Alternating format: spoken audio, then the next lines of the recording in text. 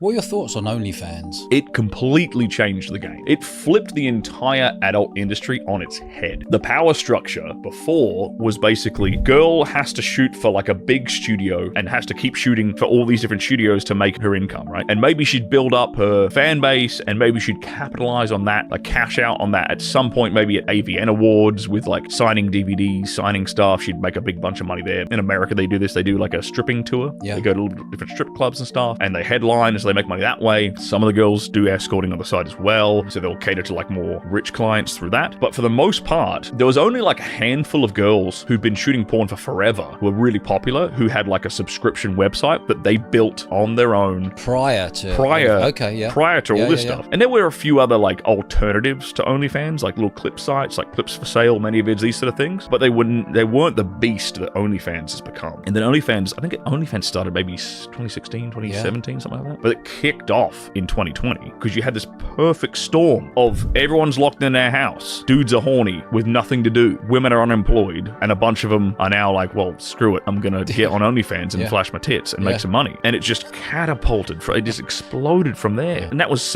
what we call civilians doing that. And then you look at it from the insider perspective of the adult industry and like all of these girls who were like shooting 20, 30 scenes a month and making good money, they're like, shit, we can't shoot because the industry shut down as well. And so it actually didn't shut down that long though. I think we were probably the fastest industry to go back to work. Yeah, to reopen, Like we figured it out quick.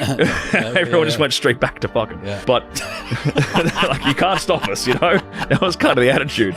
But they jumped on it straight up. A lot of these bigger girls with big fan bases, like they jumped on it. They were like, oh, we're making good money. And a lot of them just stopped shooting for the mainstream, for the studio. Right? Give me an example of a successful OnlyFans girl and the sort of money she was earning. And then we've got to look at also the amount of girls who probably jumped on OnlyFans, giving it a good go, and might be earning 100, 200 quid a week or a month and thinking, what am I doing this for? I've exposed myself. My mum and dad know I'm on it. My mates know I'm on it. My mates' mates know I'm on it. And I'm earning no money from it. If you look at the statistics of OnlyFans, the average creator on OnlyFans only makes something like $200 a month. That's the average. And that is the vast majority. Yes. The ones that you see in the not necessarily newspapers, but all over Instagram, all over Twitter, all over Facebook. There's a couple of English girls who've made it very, very viral in the last, several months with extreme acts. They're the tiniest top echelon. Okay. And then you get genuine like celebrities jumping on, doing their thing. You remember this girl who went on, I think her name is it Bad Barbie, something like that? She was like on Dr. Phil. She was the Catch Me Outside girl. She launched an OnlyFans and she made like millions. It's a weird phenomenon because like no one ever gave a shit about her. She was just this internet meme. All of a sudden you can see her tits. Yeah.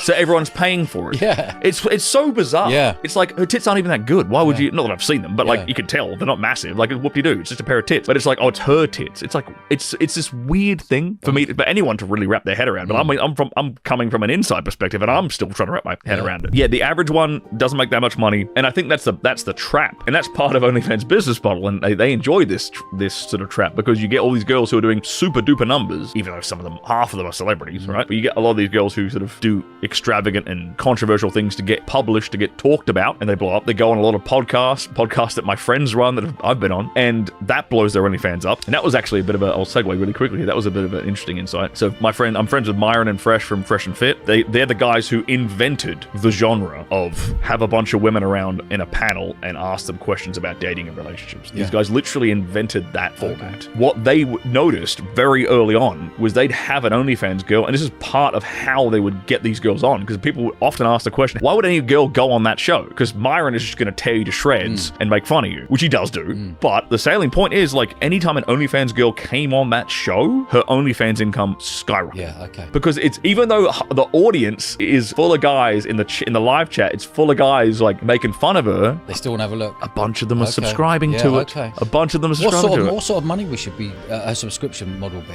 Well, it depends how much the girl's charging. Some girls do like 5, 10, 15, 20, like it depends. And the real money isn't actually in those subscriptions. Like that's sort of just like getting your foot in the door. Getting someone to spend the first dollar is the most important dollar, and then everything after that is where you really make your money. There's a whole bunch of business principles involved in OnlyFans. It doesn't really matter what the subscription price is. The real money is made in what they call the chatting and the DMing. And this is the really crazy part about OnlyFans. 95% of the time, a dude is sitting there DMing porn star, DMing famous girl for a video, a pic, or something. He's talking to like a Filipino guy. Yeah, or right. a Romanian guy or her manager. Yeah. He ain't talking to her. So he's sitting there with his dick in his hand, talking to some dude and sending money. Yeah. That is what OnlyFans is. Like, so how does it work then? So if he's there, he's saying, is he saying, I've got half an hour with you? Is he saying, can you do this, this, and this, and I'm paying you? How does it work? Is he asking for something very specific? Is he asking for something custom? Like he's sitting there talking? There's a technique in that industry called scripting. Much in the way that salespeople, like call setters, whatever, they have a script. If you've ever been on a cold call with somebody, It's just been read out. they have a script. They're walking you through. These OnlyFans chatters have the exact same thing. They're going to send a mass DM, for example, out to like every single fan. Hey, what's up? There's a girl saying, I just finished the gym. I'm back home. Who's up? Something like that, right? To try. It's like a hook. Yeah. Like get the dudes chatting, right? And then the dudes start chatting. The chatter basically has like prompt script. They can kind of go off script a little bit, be a bit custom, but they're pretty much trying to walk the mark through a series of videos. This one might be $10. The next one might be 40 or 50 or something. And the next one might be like 100. But the whole idea is like the guy is sitting there like with his dick in his hand, and he's like, if you can get him to buy the first one, then he's probably going to buy the second one and the second one. It's just a case of like edging the guy along and getting him like super horny. So he's like, fuck it, click. Because the credit card details are already in the system. Yeah, he's just pressing go. He's just pressing a button. Okay. All he's doing is pressing a button. And Dangerous. the chatter's job is to make him forget about the money, just keep him on the hook. This is serious money, There's so many agencies built around this business model. Tons of agencies built around it. And that's the thing. Most of these girls who do numbers, just think about the logistics of this for a second, right? If you're like some celebrity, a Bad Babby or whatever the fuck, like anyone, I think Cardi B's done it or something. Like there's been loads of girls who've been minor celebrities or internet, like regular Hollywood girls who've gone on to OnlyFans and they did like $1 million or $2 million in like 24 hours. Do you really think that she is replying to thousands of messages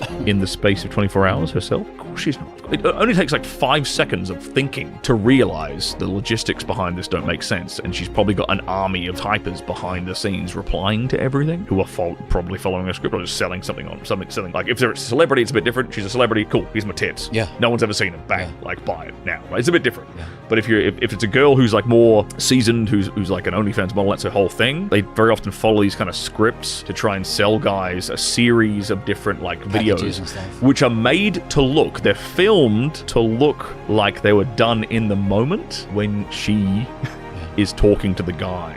So it's like, I just got out of the shower, and it's like, what are you up to? And there's a photo of like her in a towel or something. And then there's the next video. Like you kind of get what I'm saying? Of course, like it's very deliberately scripted, and then the videos and photos are very deliberately filmed and done in such a way to try and make the mark think this is happening to him right now in real time, which is the fantasy he wants. So he buys into it. It's a whole system. Do you think, as a porn star, do you think Bonnie Blue could have sex with 1,000 men in one day? I question the logistics of that statement of what she did. I remember seeing somebody, I know, like some autistic guy on like Twitter try to do the math, like reverse engineering the math, because people say 24 hours. I think she said that she was only doing it like 12 or like 18. It's impossible, right? And like if you break it down, the numbers, it was like a minute or two per dude or something. It was the numbers, the math didn't math basically. So dubious, Bonnie.